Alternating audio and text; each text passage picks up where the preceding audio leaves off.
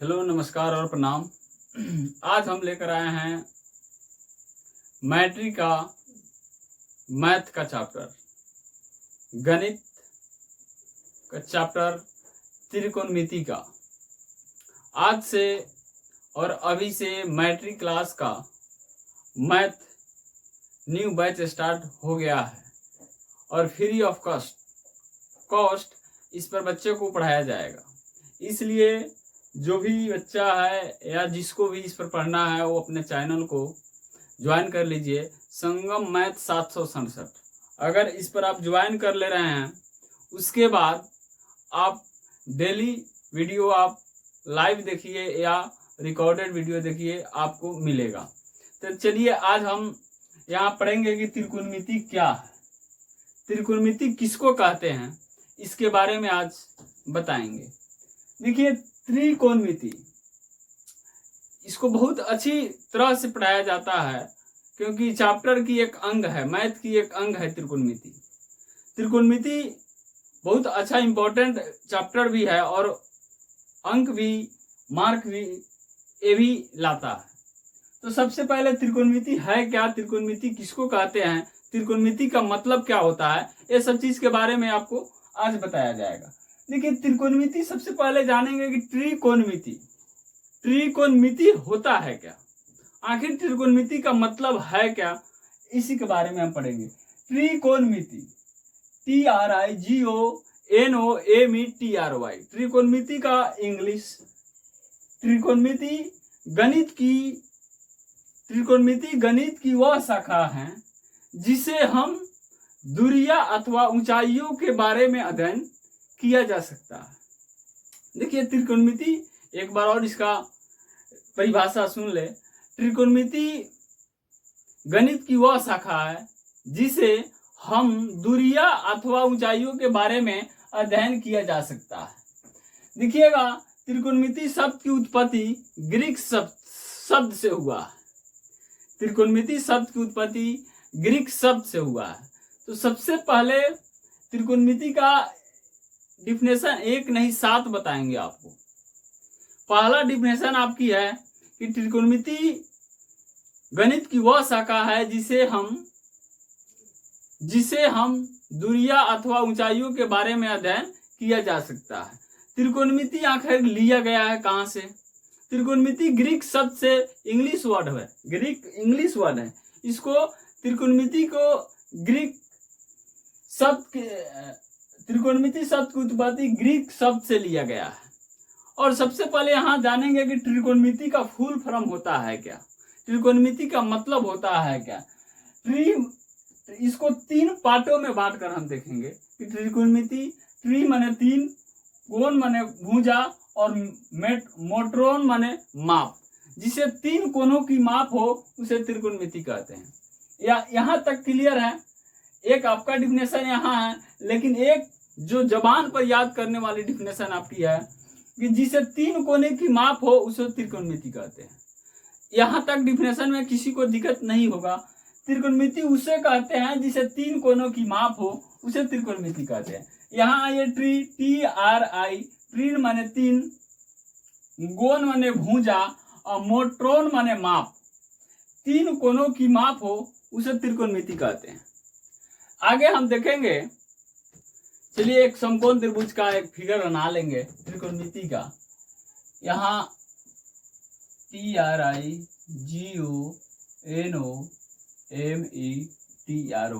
त्रिकोणमिति हो गया। चलिए यहाँ एक फिगर हम बनाएंगे। सबसे पहले एक फिगर हम बना लेते हैं।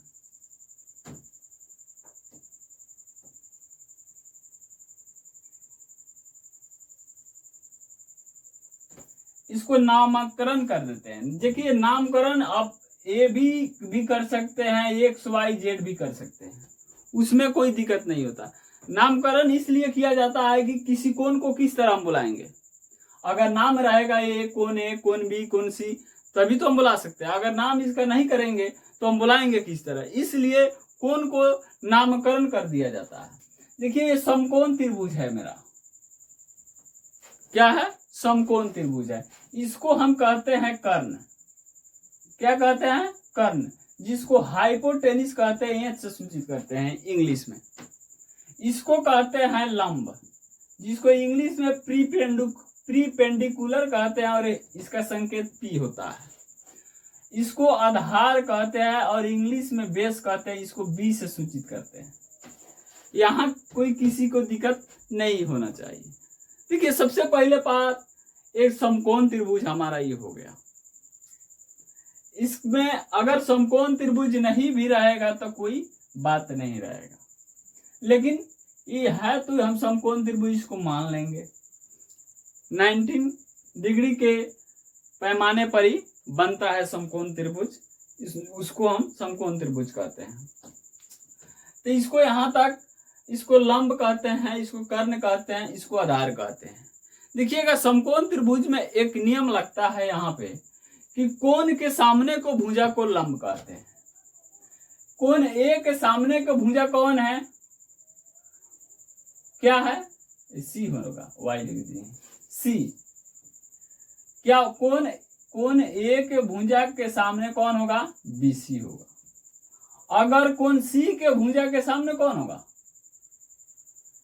कोण सी के भुजा के सामने क्या होगा, ए बी होगा। इस सिर्फ नियम कहाँ लगेगा, सिर्फ समकोण त्रिभुज में इस नियम का पालन किया जाएगा। कोण के सामने को भुजा को लंब कहते हैं। कोण के, याद कर लीजिए, फिर दोबारा रिपीट करेंगे हम, कोण के भुजा के सामने को लंब कहते हैं। कोण के भुजा के सामने को लंब कहते हैं। इस सिर्फ समकोण त्रिभुज में इन नियम का आपका पालन किया जाएगा। अगर समकोण त्रिभुज नहीं रहेगा तो कोई भी चेंजिंग आपका नहीं हो सकता है। इस नियम को हम सिर्फ समकोण त्रिभुज में ही लागू करेंगे। कोण के सामने को भुजा को लंब कहते हैं। देखिए चेंजिंग यहाँ पे बदलाव सिर्फ लंब और आधार में होता है। यहाँ समकोण त्रिभुज में बदलाव लंब और आधार में होता है, कर्ण में नहीं। कर्ण जहां पे रहेगा, जिस तरह रहेगा उसी तरह रहता है। सिर्फ यहाँ चेंजिंग होगा तो लंब और आधार में। यहाँ कर्ण में कोई परिवर्तन नहीं रहेगा, सिर्फ लंब और आधार। याद कर लीजिए, सिर्फ परिवर्तन होगा तो लंब और आधार में, कर्ण में कोई परिवर्तन नहीं होगा। इसलिए एक बार और रिपीट कर रहे हैं, समकोण त्रिभुज अगर रहे तो कोण के सामने को भुजा को लंब कहते हैं। दूसरा पॉइंट, सिर्फ बदलाव यानी चेंजिंग लंब और आधार में होता है, कर्ण में नहीं होता है। तो यहाँ तक हम जान लिए। इसके बाद हम जानेंगे कि आखिर इसका फॉर्मूला होता है क्या, इसको कैसे सजाते हैं, कैसे फॉर्मूला में लाते हैं, और फॉर्मूला है तो उसको हम सिद्ध कैसे करके इतना आता है, ये फॉर्मूला आता है। चलिएगा यहाँ पे लिखेंगे कि कर्ण स्क्वायर बराबर लंब स्क्वायर प्लस आधार स्क्वायर। क्या होता है, आधार स्क्वायर। ये मेरा कर्ण रहेगा तब तक प्लस रहेगा। आइएगा यहाँ पे, जब लंब यहाँ पे आएगा, लंब स्क्वायर में आएगा, आई इधर जाएगा तो कर्ण स्क्वायर माइनस आधार स्क्वायर हो जाएगा। चलिए, और आधार यहाँ पे आएगा तो कर्ण स्क्वायर माइनस लंब स्क्वायर। यहां तक मेरा फॉर्मूला। एक फार्मूला से, सिर्फ एक फार्मूला से देखिए कितना फार्मूला निकला। इस 3 से 9 फार्मूला आपको हम देंगे। इस 3 फार्मूला से आपको 9 फार्मूला देंगे।